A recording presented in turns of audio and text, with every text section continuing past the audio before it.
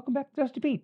Thanks for hanging out with me tonight. Yeah, get that straight. It's July 7th, 2026, and we're continuing our Outside the Class series as we walk through the scroll of First Kings. Tonight, we're going to be looking at First Kings chapters 10 and 11. And I think these two chapters belong together because they show us the rise and then the unraveling of Solomon side by side. Chapter 10 shows Solomon at the height of his glory, right? The Queen of Sheba comes to Jerusalem because she's heard of his wisdom and his fame. She sees the kingdom. She sees the palace. She sees the servants, the food, the order, the wealth, the worship. She's overwhelmed. So maybe from the outside, everything looks magnificent, but then chapter 11, well, it pulls back the curtain. I think we discovered that beneath all that glory, well, Solomon's heart, it's been drifting.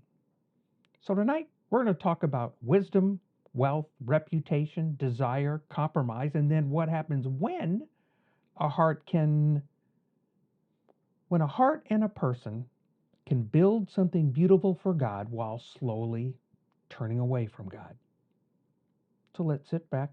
We're going to relax. We're going to wander a Dusty Feet path as we go through 1 Kings chapters 10 and 11.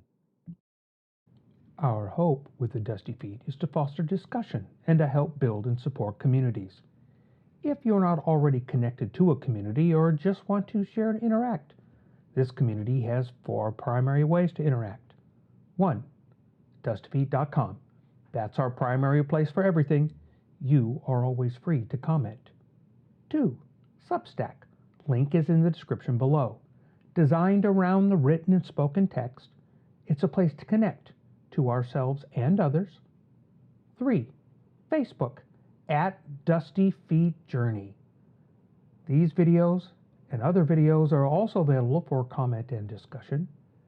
And as always, 4. You're welcome to send an email to Bob at TheDustyFeet.com. These places, they will be moderated and guidelines will be set to ensure healthy, safe discussion. And of course, before we jump in, quick reminder, if you find these discussions useful, please click subscribe. But if you think someone else might enjoy exploring the scriptures the way we're doing it, hit that like button because that really does help more people discover this series. Because along this road, we're going to ask a lot of questions. Again, questions about the text, about its context and history, about the people, choices, patterns, meaning, answers. We'll see where the Dusty Path leads. So when chapter 10 opens, the Queen of Sheba has heard about Solomon's fame concerning the name of Yahweh. I think that little phrase matters, right? She does not merely hear that Solomon's wealthy, right? She doesn't hear that Solomon's a powerful king. She hears something connected to the name of Yahweh. And that means Solomon's wisdom and his kingdom are supposed to be pointing beyond Solomon. That's what they're supposed to do. The blessing on Israel was never meant to stop with Israel, right? Yahweh told Abraham that through his family, all the families of the earth would be blessed. Israel was called to be a light among the nations. So when the Queen of Sheba comes from far away, right, she's to hear about Solomon's wisdom. And I think we're seeing something beautiful here, though, because the nations are noticing. They are drawn to the wisdom that Yahweh has given. They are coming to Jerusalem with questions. I think it's one of the high points in Solomon's story. The queen comes to test Solomon. Hard questions. Solomon answers all of them. Nothing is hidden from him. Okay, that doesn't mean that Solomon knows everything, at least in the ultimate sense, right? He's not God, but the text is showing us that the wisdom given to him by God, it's real, it's deep, it's practical, and for those looking, it is impressive. Then she notices the house he built. She notices the food on the table. She notices the seating of his officials. She notices his servants. She notices their clothing. She notices his cupbearers. She notices the burnt offerings that he offers at the house of Yahweh. And then the text says there was no more breath in her, right? She was stunned. It took her breath away. I mean, she basically says, I've heard about this. I did not believe it until I came and I saw it with my own two eyes, and not half was told to me. It's a remarkable statement because Solomon's kingdom is so impressive that the reports didn't even do it justice. It was an amazing thing to see. And then Sheba, she blesses Yahweh. She says, "Blessed be Yahweh your God, who delighted in you and set you on the throne of Israel." So she connects Solomon's kingship to Yahweh's love for Israel. And that's important, right? Because from her perspective, Solomon's wisdom and his justice were the evidence of Yahweh's goodness. So at this point, Solomon is functioning as a witness. He's going to not be able to not be a witness, but the king's wisdom is pointing to the God who gave it. The kingdom's order that it's going on is pointing to the covenant God who established it. And when that happens, the nations notice it. They take heed. And in chapter 10, the Queen of Sheba notices. And that chapter keeps going, right? It suddenly, gold starts piling up, right? We're told how much gold came to Solomon in just 1 year. We hear about the shields of beaten gold, the ivory throne overlaid with gold, the drinking vessels of gold, ships bringing gold, silver, ivory, apes, peacocks. We're told that silver was considered as nothing, right, in Solomon's days because there was so much wealth. And at first, we may be tempted to read that all this was nothing but a blessing. Some of it's a blessing because Solomon asked for wisdom and God also gave him riches and honor. But the way the text describes it, the way it talks about it, it should make us start to feel, maybe if we're reading, a little uncomfortable, right? Because Torah, it had already given instructions for Israel's king. If you're paying attention, right, in Deuteronomy 17, the king is warned not to multiply horses, not to cause the people to return to Egypt for horses, not to multiply wives, not to multiply silver and gold for himself. And what do we see in 1 Kings 10:11? Gold multiplied, horses multiplied, chariots multiplied, wives multiplied. Egypt reappears. It's not accidental. I think the narrator is showing us that Solomon, for all of his wisdom, he's beginning to embody the very pattern that Torah had actually warned all those kings about. And that should make us pause, right? Because this is not a story about a foolish man doing foolish things. This is a story about a wise man slowly drifting into disobedience. And that should be much more unsettling to us. Solomon's fall is not presented as a sudden collapse out of nowhere. It's more like this slow bend in the road, a slow turn with a boat, right? A little more wealth, a little more prestige, a little more alliances, a little more horses, a few more wives, a little more trust in the machinery of the kingdom. And little by little, the heart turns. It's probably one of the biggest warnings in this chapter as well, right? Spiritual drift often looks like success while it's happening. The system's growing. The kingdom's growing. Money is flowing. Reputation is spreading. The nations, they're impressed. Projects are finished. Tables are full. But the question is not only, is it impressive, right? The underlying question, that deeper question is the heart for anyone still loyal to God? And in this story, well, chapter 11, it answers that question, and it's painful, right? Chapter 11, it begins with, "Now King Solomon loved many foreign women." The opening statement is weighty, right? It specifically names women from the nations concerning which Yahweh had said Israel should not intermarry because they would surely turn their hearts after other gods, right? This is not about ethnicity, right? Ruth is a Moabite. She becomes a beautiful example of covenant loyalty. Rahab, she's from Jericho, and she joined herself to Israel's God. So The issue is not that outsiders are automatically a threat. The issue is allegiance. The issue is worship. The issue is whether the heart is being turned away from God. And Solomon's heart was turned. The text said that he had 700 wives, princesses, 300 concubines. And then it said his wives turned away his heart. Those numbers, they're almost hard to process, right? Those are stupid excessive. It's royal accumulation on some massive scale.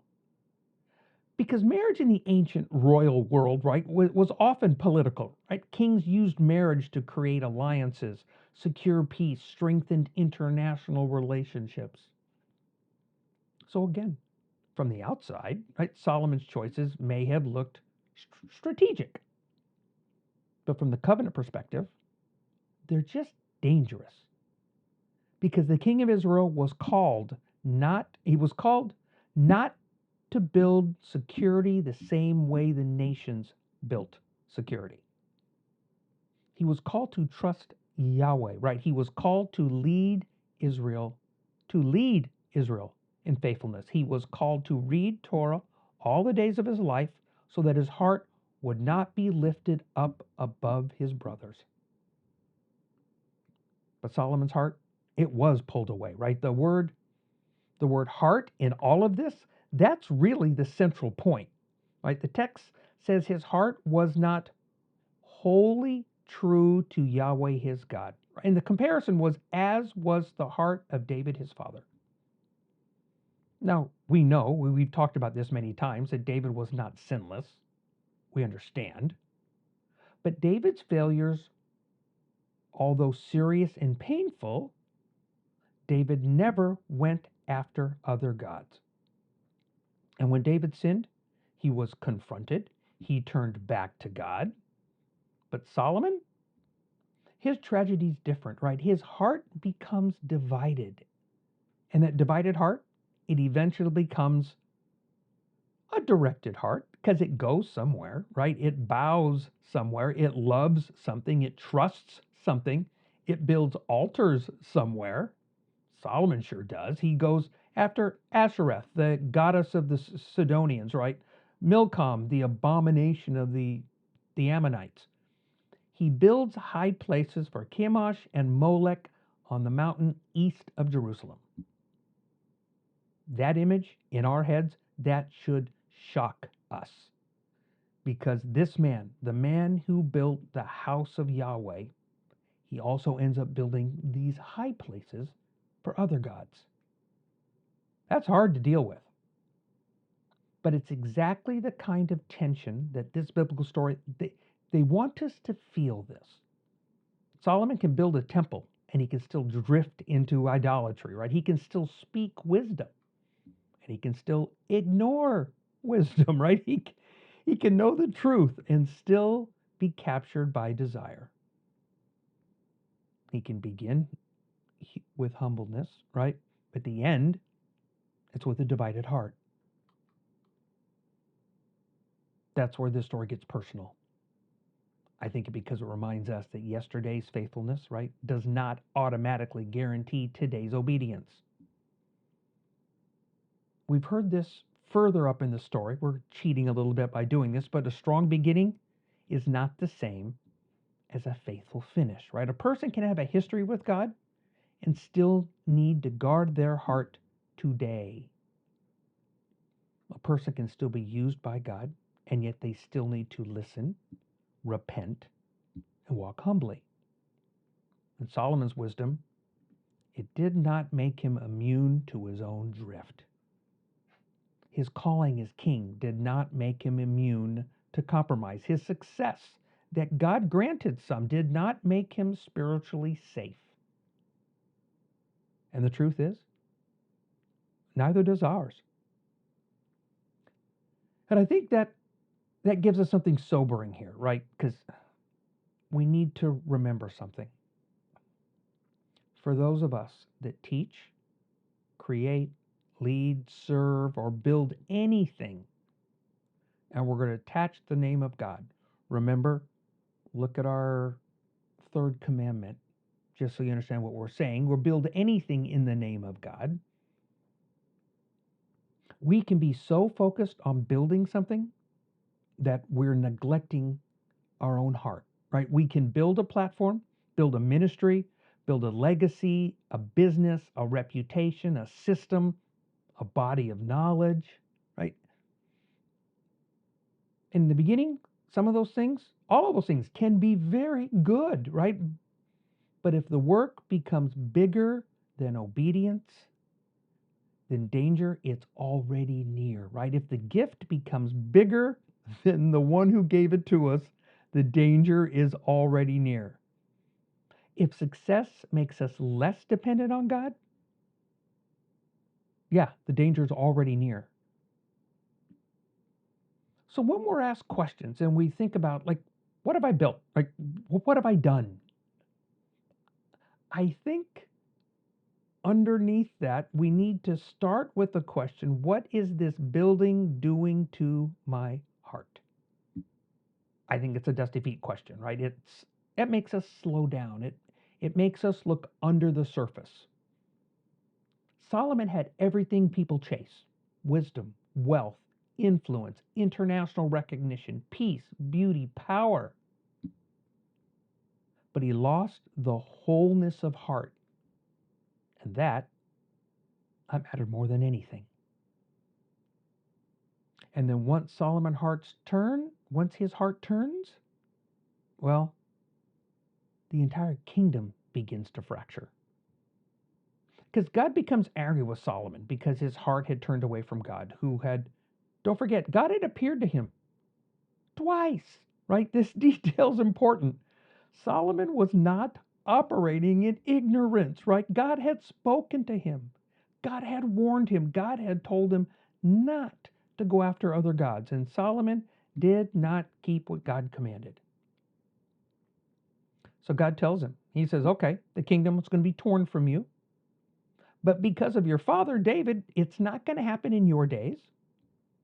And just because of David and Jerusalem, one tribe will remain for his son.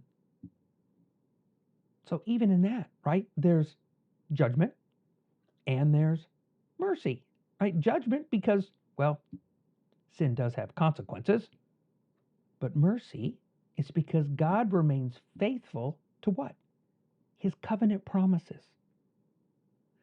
Because from here, right, those cracks that we talked about, maybe, they're now coming increasingly visible, right? God raises adversaries against Solomon. He's got Hadad, the Edomite, Rezon of Damascus, and then Jeroboam, one of Solomon's own officials, right?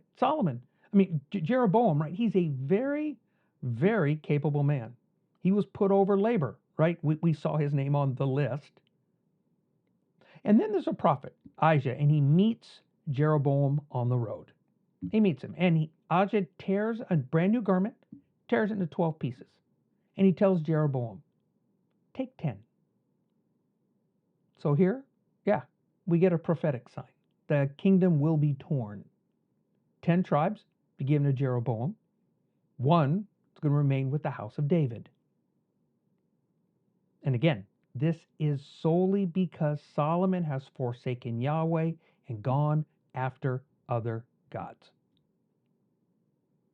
And yet even here, God still makes a promise to Jeroboam.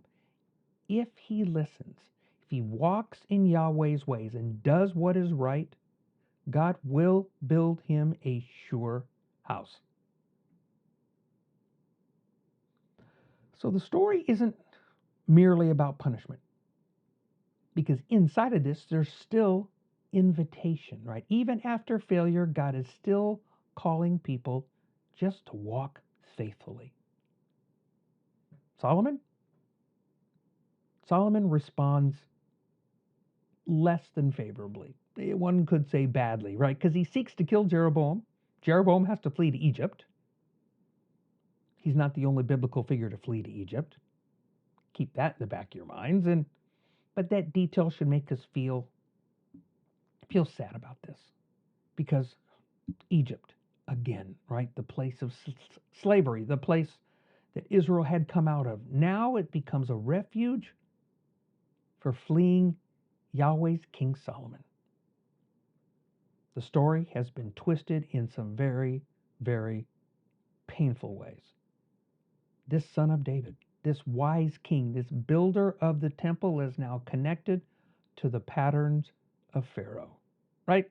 Accumulation, forced labor, horses and chariots, gold, control, and now even the threat of death towards a rival. This is not where this story was supposed to go, right? And then chapter 11 ends with Solomon's death, right? He reigned 40 years. And his son Rehoboam, he's going to reign after him. But his readers were left standing on the edge of this divided kingdom because we just left glory. The glory in the nation for 40 years was real. The wisdom, it's real. The temple is real. The blessing was real. But so were the compromises. And those compromises, they just carried consequences. So what do we do with 1 Kings 10:11, right? Wisdom must be lived, right? It's not just admired. It's not a poem or a snippet or a clippet. It has to be lived. And Solomon had wisdom.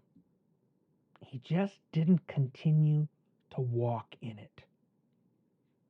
Because it's possible to know the right path and still choose another one. We need to remember that. Second, blessing can become a test. Because the Queen of Sheba's visit shows the beauty of Yahweh's blessing on Israel.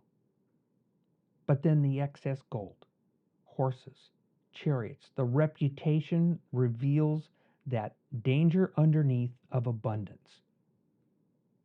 When our hearts are full, when our hands are full, our hearts still need guarding, right? What do we fill our hearts with? Gratitude or I did this? Third, the compromise. Compromise often arrives dressed as strategy, right? Solomon's marriages, they likely looked politically useful. His horses and his chariots looked like national security.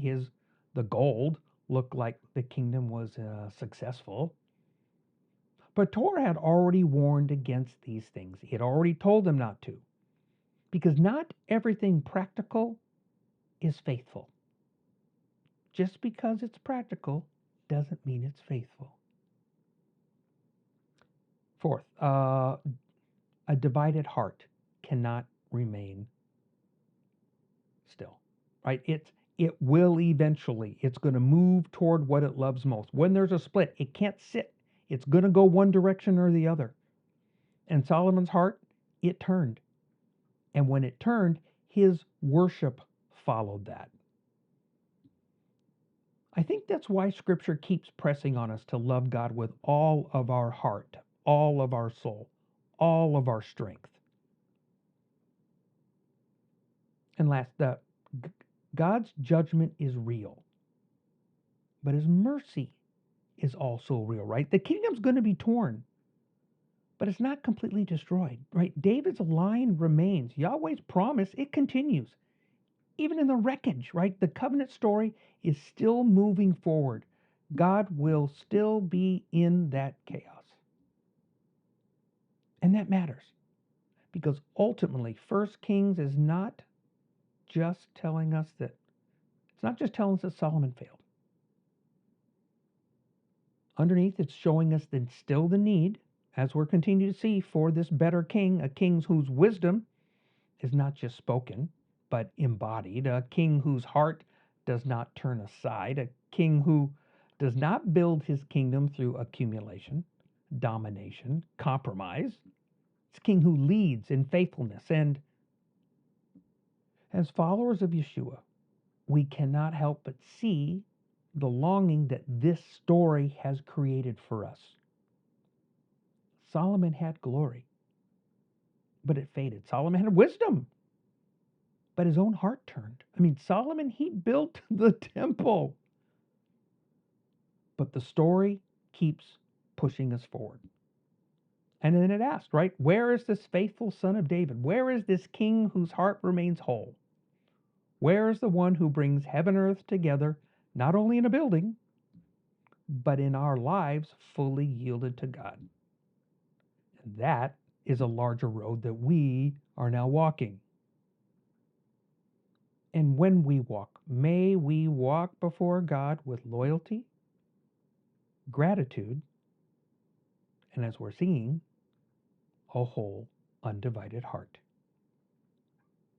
So thanks for joining me tonight in the Dusty Feet. And if this conversation has been useful, again, please subscribe, like it, but share this with someone who may want to walk this road with us.